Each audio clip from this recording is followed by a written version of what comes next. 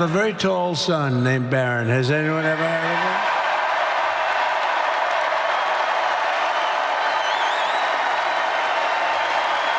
him? The arrogant lawyer smirked, thinking he could easily outwit Barron Trump, but what happened next left the entire courtroom in stunned silence. He came prepared with every trick in the book, but Barron stayed calm, waiting for the perfect moment to strike. With one brilliant response, the young Trump flipped the entire argument, making the lawyer look like a fool in front of everyone. How did a teenager manage to outthink a seasoned legal expert with decades of experience? Tune in, because what Barron said next changed the game in so many ways. The Congress is debating to add a new amendment to the United States Constitution. The night a lawyer's ego crashed. This wasn't just another fancy event, it was a war zone of influence, a stage where big names flexed their power. In the middle of it all sat Barron Trump, completely unfazed by the showmanship around him. He had nothing to prove, no one to impress. But someone else in the room thought differently. A certain lawyer, too full of himself for his own good, spotted an easy target and went in for the attack.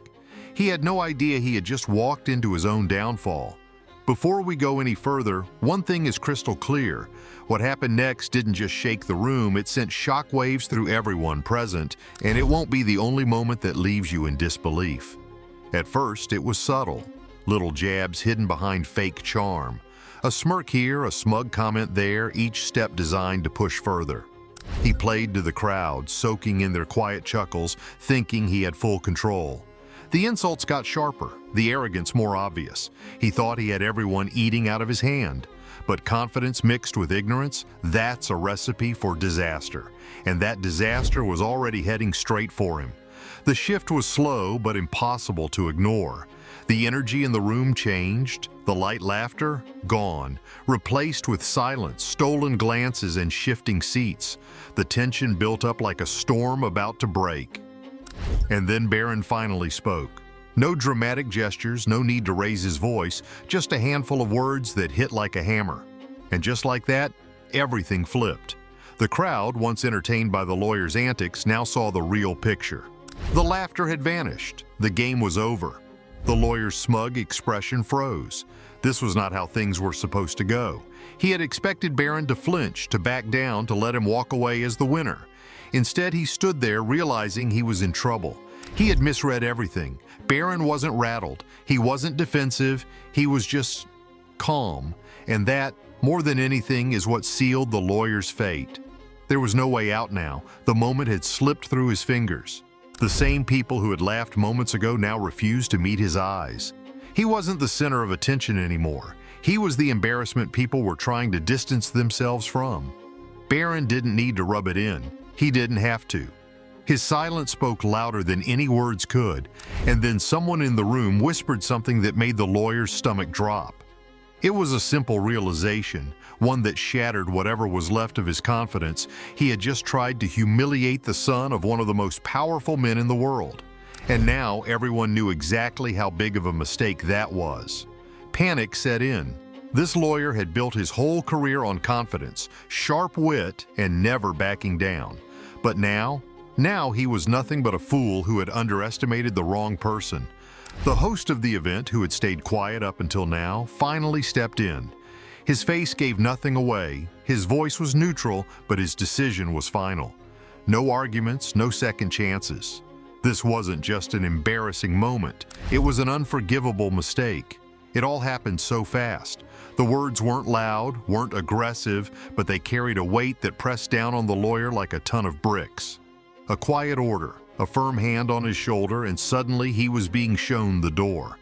The crowd he had tried so hard to entertain now ignored him completely. The same people who had once backed him up were now pretending he didn't exist. The cold air outside hit like a slap to the face, but nothing stung more than the truth settling in. He was done here. No way back, no fixing it. He had spent years making sure people noticed him, that they heard what he had to say. And now he was nothing. Inside, life moved on like he had never been there. The conversation picked up, the drinks flowed, and deals were made. He was just a ghost now, a bad memory no one wanted to be associated with. The people who once called him a peer now turned their backs, eager to erase any connection to him. He had been part of their world, but now he was a warning, a reminder of what happens when arrogance clouds your judgment. The night continued, the show went on, and he was no longer part of it. And Barron, he remained completely unfazed. No smirk, no gloating, not even a hint of satisfaction. He simply carried on as if nothing had happened. And that, more than anything, was the cruelest part. If he had laughed, if he had shown even the smallest reaction, the lawyer might have found some way to hold on to his pride. But Barron didn't. He had dismissed him entirely, erased him with pure indifference. And that made the defeat absolute. The lawyer had miscalculated on every level. He thought he was up against just another privileged kid, an easy mark. But respect isn't something you steal, it's something you earn. And once you lose it, there's no getting it back. He had stepped over a line he didn't even know existed, and now he had to deal with the fallout. You never really know who you're trying to humiliate. Sometimes the quietest person in the room holds the most power, and by the time he realized it, it was already too late, but his torment had just begun. The impossible equation challenge. The classroom felt like a battlefield, everyone waiting for the first strike. Dr. Markham's glare was sharp as she took slow, deliberate steps toward the whiteboard, marker in hand. "All right, Mr. Trump," she said, voice dripping with challenge. "Since you have such strong opinions about mathematics, let's put that confidence to the test."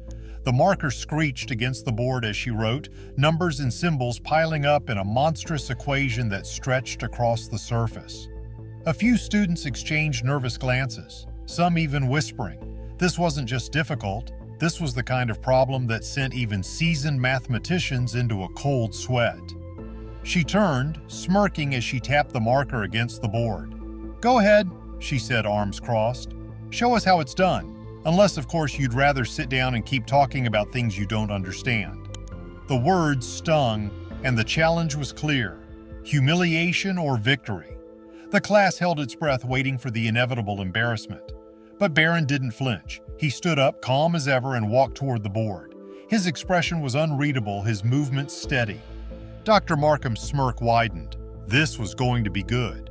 She had deliberately chosen this problem, knowing full well that it required methods far beyond anything taught in the course. There was no way he could pull this off. Then Barron spoke, his voice even and controlled. "Before I begin, I'd like to point out that this problem has more than one approach. Would you prefer I use the standard method or a more efficient solution based on original work by Leibniz?"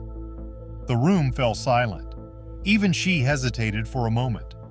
"You've read Leibniz's original work?" she asked, the confidence in her voice faltering slightly. "Yes, in the original German.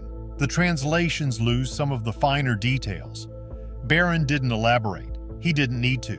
The message was clear. This wasn't a bluff. He knew exactly what he was doing. He turned back to the board and without hesitation began to write. His movements were precise, his steps deliberate.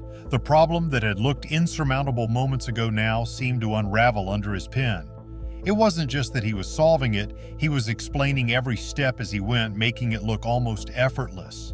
The class watched in stunned silence, phones slowly being raised to record what was quickly becoming something more than just a math lesson. This first step, Barron continued, was first introduced by Euler in the 1700s. It simplifies what appears to be a complicated integral into something much more manageable. His hand moved across the board, the solution unfolding like a perfectly orchestrated plan.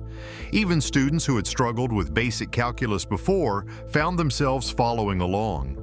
Dr. Markham, arms still crossed, leaned slightly forward, her eyes darting between the board and Barron's face. She was trying to find a flaw, some mistake she could call out, but none appeared. Barron wasn't just solving the problem, he was teaching it in a way that made more sense than any lecture she had ever given. "Now," he said, nearing the final steps, "we have two ways to proceed. The traditional method would take up another full board, but there's a more elegant approach using a lesser-known principle from Leibniz's notes." He turned to face her. "Which would you prefer?" Her expression was unreadable, her earlier smugness completely gone. The class, still recording, waited for her response. But before she could speak, another voice cut through the silence. "Could we see both?" It was Sarah Chin, one of the quieter students, her voice hesitant but firm. This actually makes more sense than how it was explained in the textbook. Barron smiled, nodding. Of course. He turned back to the board and continued. She remained silent, watching as the student she had intended to embarrass took complete control of her classroom. The weight of the moment hung in the air. This wasn't just about solving an equation, it was about proving a point. By the time Barron finished, the entire board was filled, but his work was as clear and clean as a textbook example. He set the marker down and turned back to the class. And that, he said simply, is how it's done. The silence stretched for a long moment. Then slowly, a few students began to clap. It wasn't loud at first, but it grew. The energy in the room shifted. Phones were still raised, capturing every moment. The classroom debate had already changed everything, but when Dean Richardson walked in, things took an even bigger turn. A professor's authority put to the test. The classroom door burst open with a loud bang, and in stormed Dean Richardson, a close supporter of her political stances. He barely took a breath before announcing, "Linda, we need you for an emergency faculty meeting. It's about the curriculum changes." The timing was absolutely terrible, or perhaps perfect depending on how one looked at it. She turned to her students, attempting to wrap up the session. "We'll continue this demonstration another time," she said, trying to maintain authority, but before she could take a step, Barron spoke up. "Professor, you gave me a public challenge. You asked me to solve this in front of everyone," Barron said, his voice steady but firm. His words sent a wave of murmurs through the class, and even the dean hesitated. Leaving now wouldn't set the right example about academic integrity, would it? Silence fell over the room like a heavy curtain. Dean Richardson's expression darkened, his mouth tightening as if preparing for a scolding. "Young man, are you implying—" "I'm not implying anything, sir," Barron cut in, polite but unwavering. "I'm simply stating that Dr. Markham wanted to make a point about privilege and merit, and I accepted the challenge. The only question is, will she follow through?" The weight of the moment was undeniable. Some students had their phones out, capturing what was clearly turning into something bigger than a classroom debate. She glanced at the marker in her hand, then at the equation on the board, the same problem she had picked to supposedly expose a lack of ability. But now it was her own competence under the microscope. The dean, who had arrived as an authority figure, now found himself just another spectator. The tension grew unbearable. Barron, in a move that left everyone breathless, held the marker out to Dr. Markham. "Or perhaps," he said, a quiet challenge in his tone, "you'd prefer to solve it first. After all, you've made it clear that knowledge is what really matters. As our professor, surely you can walk us through the solution?" The classroom fell into a stunned silence. Her fingers tightened around the marker as if it had suddenly turned to lead. Her mind raced. How had this happened? How had the moment she designed to humiliate one student flipped into an interrogation of her own knowledge? The presence of the dean wasn't a shield anymore. It was a witness, a judge. Phones stayed lifted, capturing every moment. She started, then faltered. Her eyes darted to the board. The equation wasn't impossible, but under this kind of scrutiny, every second felt like a lifetime. Barron, unshaken, extended an olive branch. "We could solve it together. Collaboration often leads to better understanding." There was no mockery in his tone, no arrogance, just a genuine offer. But that made it even worse. Dr. Markham's pride wouldn't allow her to take it. Her jaw clenched. "This is absurd," she snapped, tossing the marker onto the desk. "This entire stunt is nothing but a privileged student trying to undermine my authority." The class collectively exhaled, but the moment of tension didn't dissolve. It shifted. Now it was Barron's turn to pick up the pieces, or rather the marker. He bent down, retrieved it, and met Dr. Markham's fiery gaze with cool determination. "No," he said, voice unwavering, "this is about moving forward." And then, without another word, he turned to the board and did something that would leave the room breathless. In less than 5 minutes, he completed both solutions, the traditional method and an alternative approach. His movements were quick, precise, and completely unshaken. As he wrote the final number, the class exploded into applause. Even the dean couldn't hide his astonishment. But this wasn't the moment that would change everything. That came next. Dr. Markham stood there, her face drained of color, her carefully built reputation starting to crumble. Barron wasn't finished, though. He stepped back, facing both his professor and the dean. Mathematics doesn't care about politics, backgrounds, or biases, he stated, gesturing at the board. It only cares about truth. And when we let personal agendas cloud our judgment, we miss the opportunity to grow. The dean cleared his throat, trying to regain control of the situation. Mr. Trump, while your mathematical abilities are impressive, you must understand that... Before he could finish, a voice rang from the back of the room. That what? It was Michael Chin, a quiet scholarship student who rarely spoke. That we should learn less math because of someone's political beliefs? The words cut through the air like a blade. And just like that, the classroom, the faculty, and the institution itself were forced to face a new reality. One where knowledge, not authority, would decide who held the real power. What started as a classroom argument didn't stay in the room for long. Soon, more people heard about it, and the whole school was watching. One lesson that redefined the classroom. Dr. Markham's class was supposed to be about calculus, but instead it had turned into something else entirely. Students were getting frustrated. One stood up and said they came here to learn math, not to get a lecture about privilege. Others nodded, their patience running out.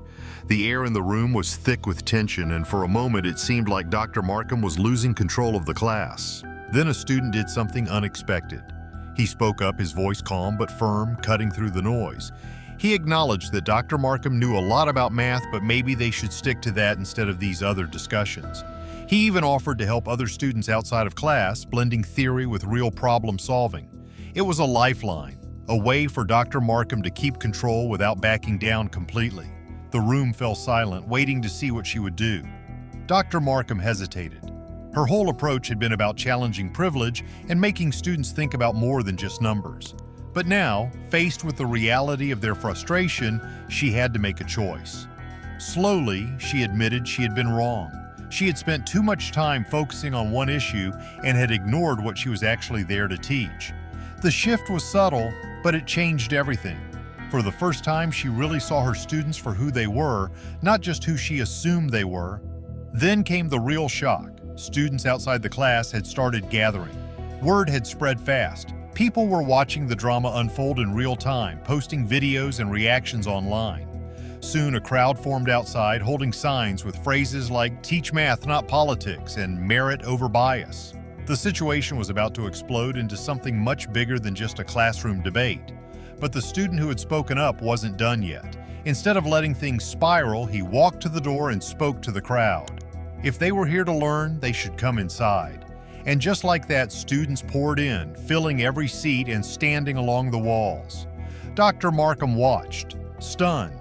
She had been struggling to keep students engaged, and now, thanks to him, the room was packed with eager learners.